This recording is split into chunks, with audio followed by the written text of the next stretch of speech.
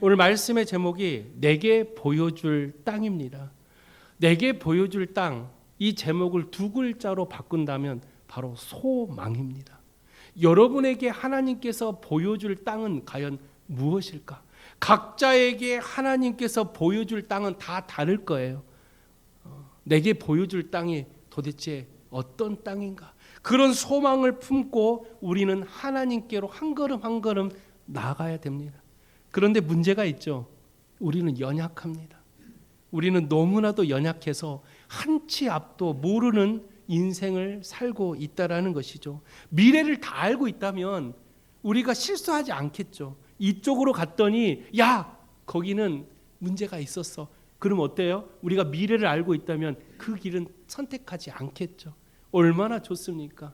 때론 가끔 저도 기도할 때 하나님 앞에 영안을 열리게 해주셔서 성도들의 마음을 들여다보는 독심술을 주시옵소서. 말도 안 되는 기도를 가끔 해요. 그렇게 하나님 성도들의 마음을 다 아는 독심술이 있다면 얼마나 행복하겠습니까? 그런데도 우리 인간은 너무나도 연약해서 우리는 언제나 불확실한 미래를 살아요. 그래서 우리는 늘 불안과 두려움에 살아요. 어떻게 될까? 이쪽으로 가면 과연 내가 하는 것을 이룰 수 있을까? 내가 선택한 것이 과연 옳은 것인가? 라는 불안과 두려움에 우리는 늘 하루를 살게 된다라는 것이죠. 그러나 우리에게는 불확실한 미래를 확실한 미래를 바꿔주시는 분이 계십니다. 할렐루야. 그분이 바로 우리를 세상에서 모든 것을 깨트려 보시는 성령 하나님이라는 것입니다. 그래서 우리는 성령이 필요해요. 불확실한 미래를 하나님께 맡깁니다. 내 경험과 내 지식과 내 고정관념을 내려놓고 성령의 역사심을 믿음으로 고백해서 세상이 주지 못하는 참된 평안함을 우리는 주 안에서 누릴 수 있는 우리 송파교회 모든 성도들이 되시기를 주님의 이름으로 축원드립니다. 오늘 본문의 말씀은 우리가 다 아는 유명한 말씀이죠. 아브라함이 하나님께 소명받는 장면입니다. 특히 아브라함이 소명받는 이 장면은 이스라엘 역사에 있어서 가장 중요한 전환점이 되는 순간이기도 합니다. 우리가 알다시피 이스라엘의 태동이 어디예요? 이스라엘은 야곱의 12아들로 태동이 돼요. 근데 야곱의 12아들 중에 우리가 유난히 한 사람을 지켜봐야 되는데 그 사람이 누구냐? 바로 네 번째 아들이었던 유다입니다. 왜 유다를 집중해야 되냐면 성경에 보니까 유다를 통해 이 땅에 다스릴 하나님의 메시아가 온다라는, 그래서 나중에 이스라엘 백성이라고 하지 않고 신약에서는 뭐라고 불러요? 유대인이라고 불러요. 원래 유다인이죠. 이 유다인이라는 것은 하나님의 약속의 이 메시아를 믿고 따라가는 사람들을 일컬어서 유다인이라고 그렇게 불러요. 그래서 우리가 이 유다인, 이스라엘 백성 중요한 단어들이죠. 그런데 오늘 우리가 읽은 창세기 12장에 나오는 이 아브라함을 우리는 더 집중해서 봐야 돼요. 왜냐? 이스라엘도 이 유다인도 거기에 뿌리가 하나가 있으니 그게 뭐냐? 바로 히브리인이라는. 이 히브리인이 바로 이스라엘의 시초고 유다인의 시초가 되는 거예요. 이 히브리인은 과연 히브리라는 뜻은 뭡니까? 건너온 자라는 뜻이에요. 그럼 히브리인의 최초의 사람이 누굴까요? 바로 아브라함이에요. 아브라함이 유프라데스 강에 살고 있을 때 그곳을 떠나 하나님께서 지시할 땅으로 가서 강을 건너 땅에서 히브리인의 최초의 사람이 바로 아브라함이에요. 결국은 아브라함은 누굽니까? 라고 물어본다면 우리는 어떻게 기억하고 있어요? 아브라함을 믿음의 조상이라고 기억해요. 그러나 우리는 아브라함 하면 제일 먼저 떠올려야 될 게 바로 이스라엘 유대인들의 시초 선조가 바로 아브라함이라는 거예요. 이 아브라함을 통해서 오늘 말씀을 함께 나누려고 하는데, 이 아브라함은 믿음의 조상이라고 불릴 만큼 믿음이 대단했던 사람이에요. 근데 반대로 생각해 보면 믿음이 좋다라는 것은 얼마나 삶이 고되고 힘들었으면 그 속에서도 믿음을 지켰으니 믿음의 조상이라고 불렀을까? 우리는 믿음의 조상 그러면 좋은 것만 우리가 생각해서 아브라함 참 대단하다고 하지만 그 믿음을 지키기 위해서 아브라함은 얼마나 힘들었을까? 믿음의 조상이라는 타이틀을 갖기 위해서 아브라함은 얼마나 고된 삶을 살았을까? 하루하루가 늘 넘어지고 무너지는 삶 속에서도 그 믿음을 지키기 위해서 아브라함은 얼마나 하나님께 기도했을까? 그런 생각을 하면서 말씀을 묵상하기 시작했어요. 그러면서 우리 송파교회 성도들에게도 이 아브라함이 가졌던 그 믿음만 있다면 오늘 우리에게 내게 보여줄 땅, 각자에게 보여줄 땅은 다 다르겠죠. 어떤 사람은 내 자녀에 대한 땅, 내가 하고 있는 사업에 대한 땅, 내가 꿈꾸는 비전의 땅, 여러 가지 성도들의 각자의 땅이 있는데 그 땅을 누가 보여준다? 하나님께서 내가 너희들에게 보여주겠다라는 그런 소망을 우리가 품으려면 아브라함이 받았던 그 소망을 우리가 받아야 되는데, 그러기 위해서는 아브라함이 가졌던 믿음을 우리가 가져야 된다는. 아브라함에게 있어서 이 믿음이라는 건 너무나도 대단한 순간이었어요. 왜냐? 아브라함이 본토 친척 아비집을 떠나라는 이 하나님 말씀을 그냥 순종한 게 아니에요. 이 순종에는 목숨을 거는 절대적인 순종이 있었어요. 그냥 하나님께서 야, 본토 친척 아비집을 떠나 내가 지시할 땅으로 가. 네, 알겠습니다 하고 그렇게 갔을까요? 아니요. 성경에는 자세하게는 나오진 않지만 아브라함은 두려웠을 거예요. 망설였을 거예요. 왜냐? 시대적인 상황 속에 자기의 부족과 땅을 떠난다라는 것은 목숨을 내어놓아야 될 일이었다라는, 그런 시대적인 상황 속에서 본토 친척 아비집을 떠난다라는 것은 쉬운 결정이 아니었다라는, 그런 아브라함에게 하나님은 축복의 말씀을 세 가지를 줘요. 어떤 축복의 말씀을 주냐면, 첫 번째로 내가 너를 큰 민족으로 이루어 주겠다. 이러한 아브라함에게는 후손이 아직 없는 상황이었어요. 그리고 아브라함에게 있어서는 우상을 섬기는, 어떻게 보면 세상에서 버려줄 수밖에 없는 그런 가문에서 살고 있었던 사람이 아브라함이었어요. 비전도 없어요. 꿈도 없어요. 소망도 없어요. 그런 아브라함에게 찾아와서 내가 지시할 땅으로 가면 너를 큰 민족으로 내가 이루어 주겠다라는 이 소망의 축복의 말씀을 아브라함에게 줬을 때 아브라함은 그 소망을 붙들었다라는 거예요. 오늘을 살아가는 우리 그리스도인들에게 하나님 많은 소망을 줘요. 그런데도 우리는 그런 전지전능하신 하나님의 그 소망의 축복을 알면서도 순간순간 어때요? 하나님 말씀 앞에 온전히 쓰지 못할 때가 더 많다라는. 그러나 아브라함은요, 목숨을 내어 걸고 그 소망의 말씀을 붙들고 그 땅을 떠났다라는 거예요. 그랬더니 하나님이 두 번째 축복을 줘요. 뭐라고 줬어요? 내 이름을 창대하게 해주겠다라는. 당시 이름은 이 사람의 명예와 존재를 상징했죠. 그래서 하나님의 약속은 아브라함이었던 이 단순한 이름을 아브라함으로, 민족의 아버지라는 거대한 이름으로 하나님은 바꾸어줘요. 결국은 이름이 유명해지는 것을 넘어서 인류 구원의 역사의 중심에 서게 해주겠다는, 이스라엘의 시초요, 유다인의 시초였던, 히브리인의 시초였던 아브라함으로 하나님은 이름을 창대케 해줬다는. 제가 가끔 목회를 하면서 그런 생각을 해요. 내가 만약에 죽은다면 과연 얼마나 많은 사람들이 눈물을 흘릴까? 어떤 목사님 장례에 찾아간 적이 있었어요. 그 목사님 장례에 찾아갔을 때 가족들 그리고 몇몇 사람들이 앉아서 울고 있더라고요. 그런 장례를 보면서 제가 목회를 하면서 장례를 참 많이 다니는데 어떤 장례는 발 디딜 틈이 없어요. 사람들이 너무나도 많이 와가지고 이 장례 그 장소가 부족할 정도로 사람들이 많이 찾아오는 장례.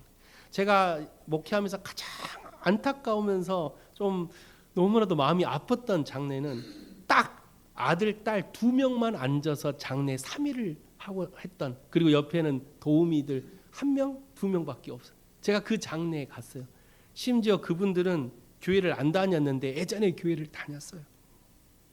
그런데 자기가 아는 장로님이 한 분이 계시는데 그 장로님한테 그래도 아버지 가는 마지막 가는 길을 예배를 해드리고 싶대. 그런데 본인들이 교회를 안 다니니 어디서 목사님을 구할 데가 없대. 그래서 아는 분이 장로였는데 그 장로님이 하필 아는 사람이 많이 있는데 저한테 전화를 한 거예요. 그래서 제가 그 장로님 말씀을 듣고 갔죠. 장례 예배를 하러 갔어요. 갔는데 그때 제가 부목사 때였어요. 갔는데 아들, 딸 2명 말고는 친척도 형제도 손님도 한 명도 없는 거예요. 이미 하루가 저녁 7시 정도에 갔는데 아무도, 다 어디 갔냐 했더니 이게 다입니다. 그 모습을 보면서 어떤 사연이 있는지는 물어보진 않았어요. 그러나 앉아서 울고 있는 그 딸의 모습이 너무나도 마음이 아프더라고요. 우리가 그리스도인으로서 세상을 살아가면서 마지막 순간이 되었을 때 누군가가 나를 위해서 울어줄 수 있는 사람이 한 사람, 2사람 많다면 그 사람은 그나마 잘 산 거예요. 우리가 세상을 살면서 그리스도인으로서 누군가에게 선한 영향력을 미치고 예수 그리스도의 복음을 전하다가 우리가 죽었다면 우리는 천군 천사가 우리 장래에 함께 하실 것을 믿으시기를 주 이름으로 부탁을 드립니다. 그게 우리가 죽어도 하나님은 우리를 통해 역사하시는 거예요. 나는 죽지만 내가 전했던 그 복음의 씨앗으로 수많은 영혼들을 살릴 수 있다면 그게 내 이름이 창대케 하는 축복이에요. 그래서 나중에 내 후손들이 교회를 어떻게 다녔어? 우리 할아버지가 교회 다녔던 집사였고 장로였고 권사였고 목사였어. 그렇게 후손들이 내 이름을 기억하고 있다면 저는 그 이름이 가장 창대하게 빛난다라고 생각을 해요. 돈이 많았어, 권력이 많았어, 물론 그것도 제가 안 해봐서 잘 모르겠지만 그것보다 더 저는 창대하게 이름이 빛나는 건 누군가의 생명을 살려준 사람의 이름을 기억하고 있다는 그 이름이 가장 창대케 되는 이름이라.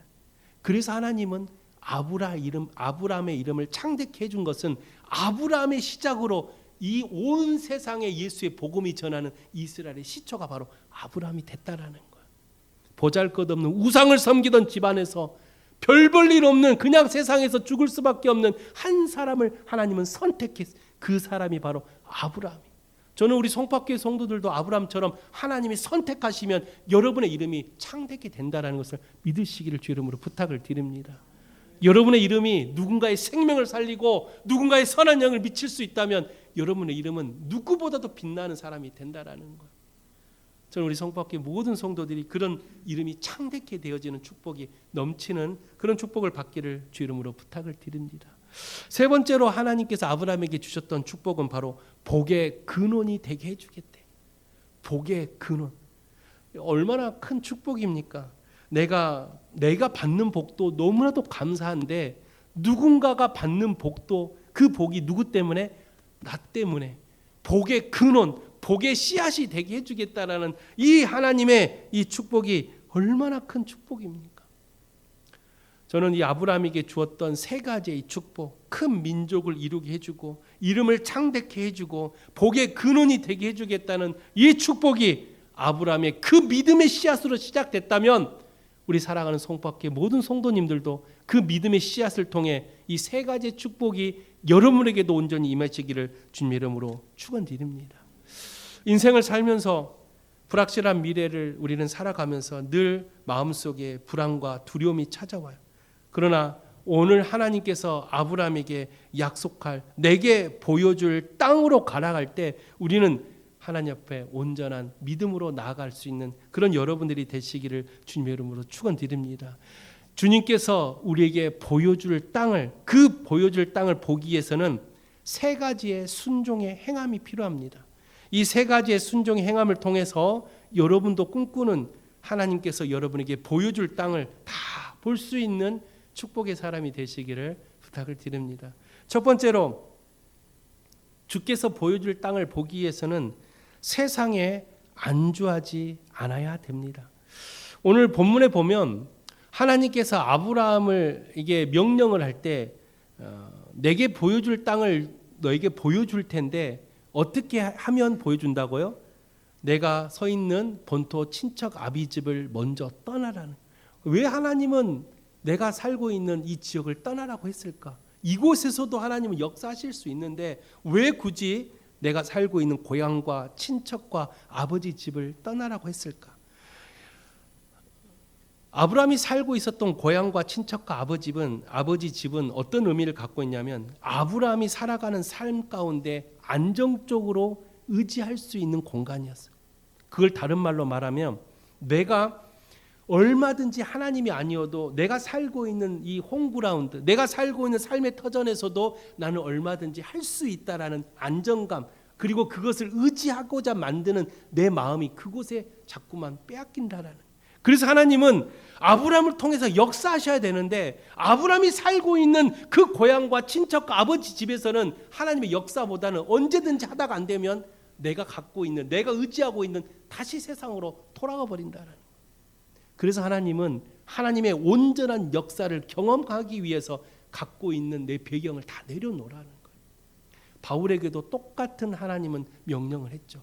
가지고 있는 모든 세상적인 권력과 로마의 시민권과 가말리엘 문화의 여러 가지 배경들을 다 배설물로 여겨야지만 하나님의 역사를 경험하게 되는 거예요.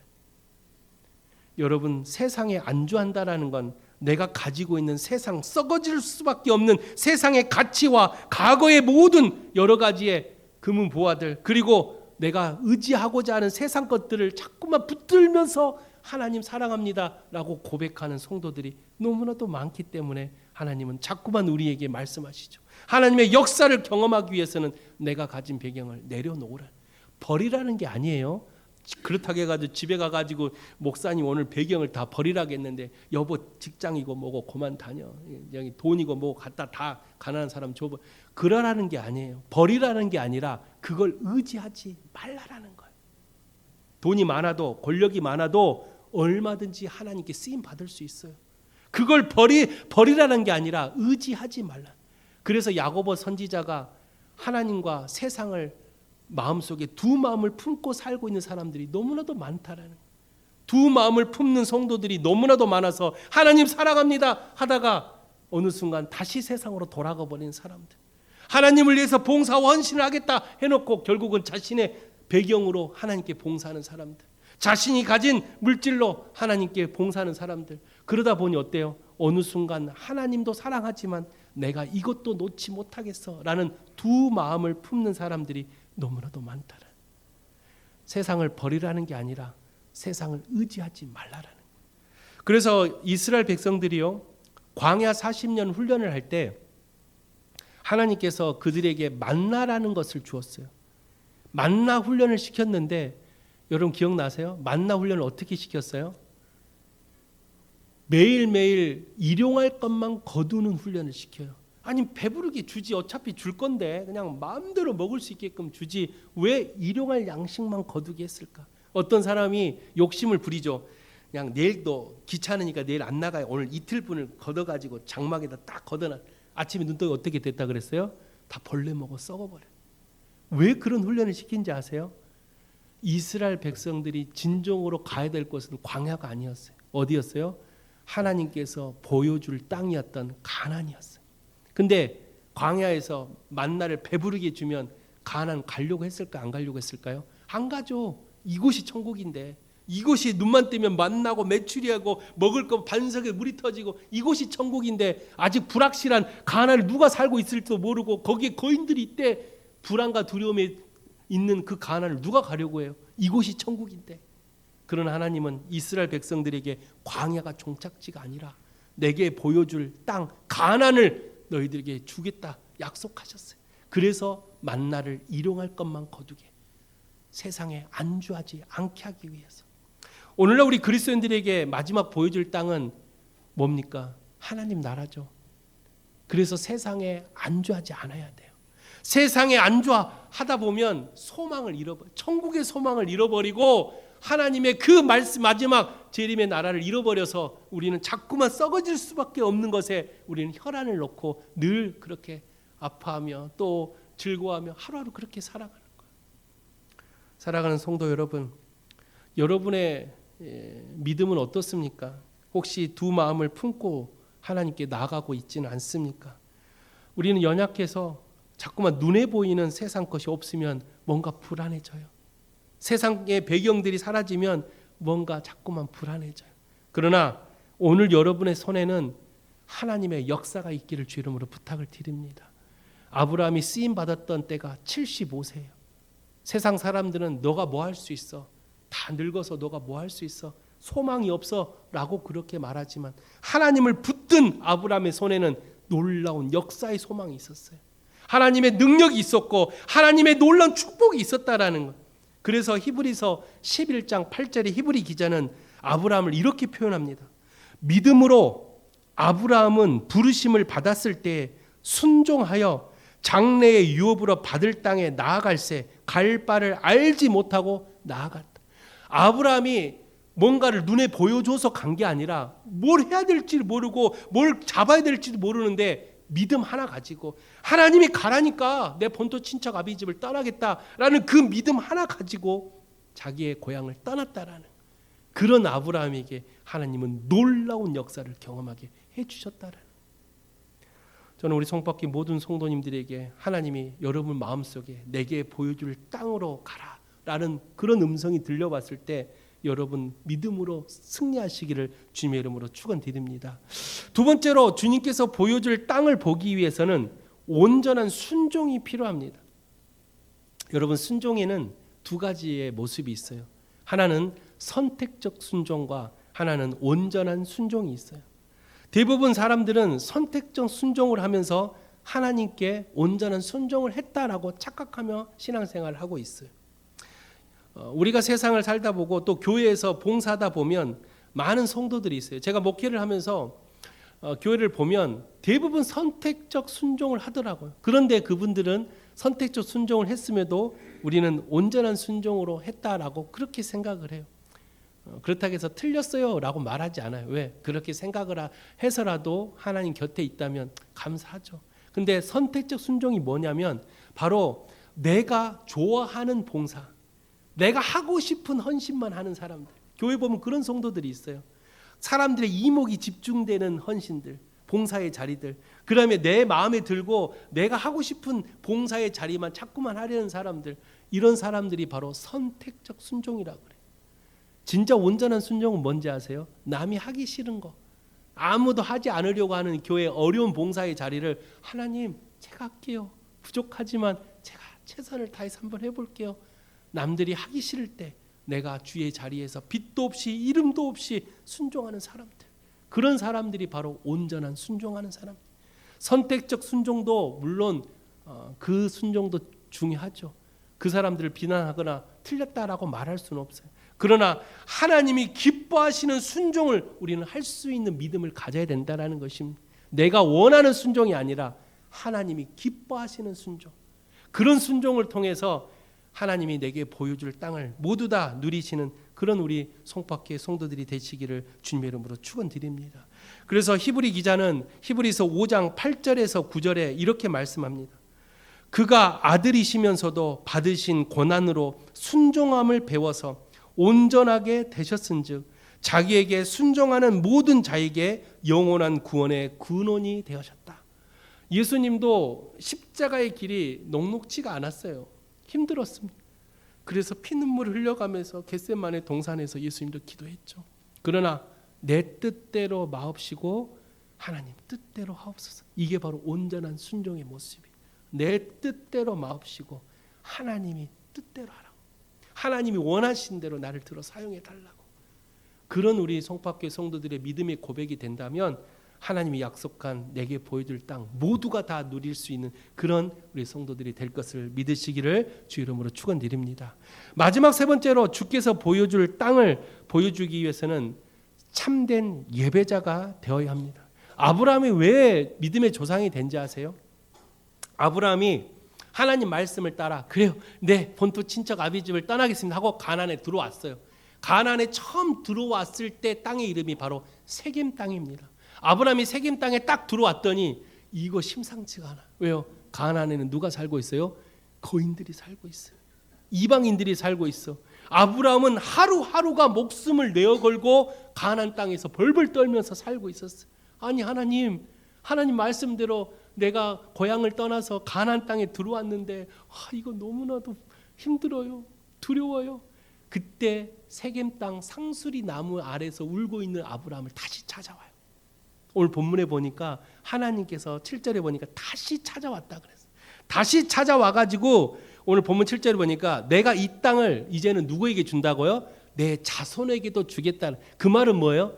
너를 살려주겠다는, 왜? 너가 죽으면 자손도 없겠죠. 그런데 하나님이 처음에는 아브라함에게 보여준다고 했는데 이제는 다시 7절에 다시 오셔가지고 이제는 내 자손에게도 내가 보여줄 땅을 주겠다는, 그 말은 뭐예요? 너를 온전히 지켜 너의 자손, 내 후손들을 잘 살 수 있게끔 너를 지켜주겠다는, 이 말을 들었을 때 아브라함이 얼마나 든든했을까. 야, 내 목숨 하나 부지하게 됐는데 내가 결혼도 하고 내가 자녀도 낳고 자녀를 낳을 수 있어, 그 자녀들이 하나님의 축복의 땅을 볼 수 있다고요? 얼마나 아브라함이 행복했을까. 하나님 감사합니다. 그리고 아브라함이 했던 한 가지 행동이 있어요. 뭘 했다 그랬어요? 그곳에 제단을 쌓다라는 거예요. 이게 아브라함이 축복받을 수 있었던 중요한 모습이에요. 제단은 뭐예요? 바로 예배를 말하는 거예요. 하나님의 축복을 받기 위해서 하나님이 기뻐하시는 온전한 예배, 온전한 예배자가 바로 아브라함이었다라는, 그냥 믿음의 조상의 타이틀을 얻은 게 아니에요. 그냥 가난해서 그냥 하나님 하라는 대로 한 게 아니라 아브라함은 하나님 앞에 온전한 예배자로 어디를 가더라도 예배를 드려요. 오늘 보면 7절, 8절, 9절 보세요. 어디를 가더라도 아브라함 뭘 했다고요? 가는 곳곳마다 제단을 쌓고 예배를 드렸대. 그 예배자가 바로 아브라함이에요. 저는 우리 송파교회 모든 성도들이 하나님이 약속한 그 축복의 땅을 보려면 우리가 가는 곳곳마다 우리는 예배자가 돼야 돼요. 척박하고 낯선 땅이었지만 그곳에서 제단을 쌓았던 아브라함 모습처럼 교회 안에서는 다 예배자가 돼요. 대부분의 한국교회 성도들이 교회 안에서는 다 예배자죠. 할렐루야 찬양하고 기도하고. 근데 교회 문을 열고 나가는 세상의 척박한 땅에서도 예배자가 됩니까? 여러분의 가정에서도 온전한 예배자가 되고 있습니까? 여러분이 섬기고 있는 직장, 여러분이 살고 있는 동네에서 온전한 예배자로 살고 있습니까? 우리가 진정한 예배자가 되려면 아브라함처럼 낯선 땅, 이방의 땅, 척박한 환경 속에서도 하나님께 언제나 제단을 쌓고 예배를 드릴 수 있는 참된 예배자가 돼야 돼요. 교회 안에서만 예배자가 아니라 우리가 살고 있는 삶 가운데서도 어디를 가더라도 참된 예배자가 된다면 그런 자에게 주는 하나님의 놀라운 축복이 임한다라는 것입니다. 이게 바로 아브라함이에요. 이게 믿음의 조상이라고 불리는 아브라함이라는 거예요. 저는 오늘 이 창세기 12장의 이 말씀 너무나도 유명해서 이 말씀을 가지고 어떻게 말씀을 나눌까 곰곰이 묵상해봤어요. 그러나 우리가 정말로 믿음의 조상이라고 늘 알고 있었던 아브라함에게 우리는 아브라함이 갖고 있었던 그 믿음에 정말 조금도 따라가지 못하더라고. 아브라함이 축복받았던 건 단순한 하나님의 축복이 아닌, 아브라함은 목숨을 내어걸고 하나님 말씀에 순종하며 어디를 가더라도 하나님 앞에 기뻐하는 예배자로 살아갔던 사람이 바로 아브라함이었다라는, 이 마지막 시대를 살아가는 우리 성밖에 모든 성도들에게 하나님께서 약속한 내게 보여줄 땅, 그 땅이 누군가에게는 자녀가 될 수 있고 누군가에게는 사업이 될 수 있고 누군가에게는 내가 준비하고 있는 어떤 일들이 될 수 있어요. 1차원적으로는 그런 축복이 내게 하나님 보여주겠다고 약속을 해요. 그러나 궁극적인 내게 보여줄 땅은 바로 하나님 나라를 말하는 거예요. 여러분이 꿈꾸는 1차적인 기도의 땅도 다 받으시고 하나님이 약속한 궁극적인 하나님 나라, 그 땅을 여러분 모두가 볼 수 있는 믿음의 사람이 되시기를 주님의 이름으로 축원드립니다. 말씀을 마칩니다. 오늘 주께서 우리에게 보여줄 땅이 무엇인지 여러분 스스로에게 질문을 던져보십시오. 하나님 나에게 어떤 땅을 보여줄 수 있을까? 그러기 위해서는 나는 과연 어떻게 해야 될까? 내 믿음을 다시 한번 점검하고 세상을 안주하지 말아야 되겠다. 하나님이 기뻐하는 순종을 해야 되겠다. 내가 어디를 가더라도 온전한 예배자가 되어야 되겠다. 그런 우리의 순종의 모습으로 살아간다면 여러분 어디를 가더라도 하나님이 약속할 그 땅이 여러분 앞에 펼쳐질 것을 믿음으로 고백하는 우리 사랑하는 모든 성도들이 되시기를 주님의 이름으로 축원드립니다. 기도하겠습니다. 거룩하신 하나님 아버지, 오늘 하나님께서 우리 사랑하는 송파교회 성도들에게 찾아와 내가 내게 보여줄 땅을 보여주겠다라는 주의 음성을 우리 모두가 들을 수 있는 하나님 축복의 사람으로 주께서 세워 주시옵소서. 그러기 위해서는 세상에 안주하지 않아야 합니다.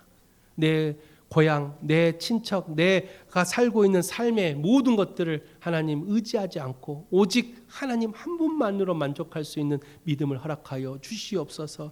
또한 어디를 가더라도 우리가 순종할 수 있는 믿음을 더하여 주시옵소서. 온전한 순종, 선택적 순종이 아닌 온전한 순종으로 하나님께 나아갈 수 있도록 하나님 역사하여 주시옵소서. 무엇보다도 참된 예배자가 되어 하나님을 경배하고 예배하고 기도할 수 있는 우리 사랑하는 모든 성도들이 될 수 있도록 주님 지켜 주시옵소서. 감사하며 살아계신 예수 그리스도 이름으로 기도하옵나이다.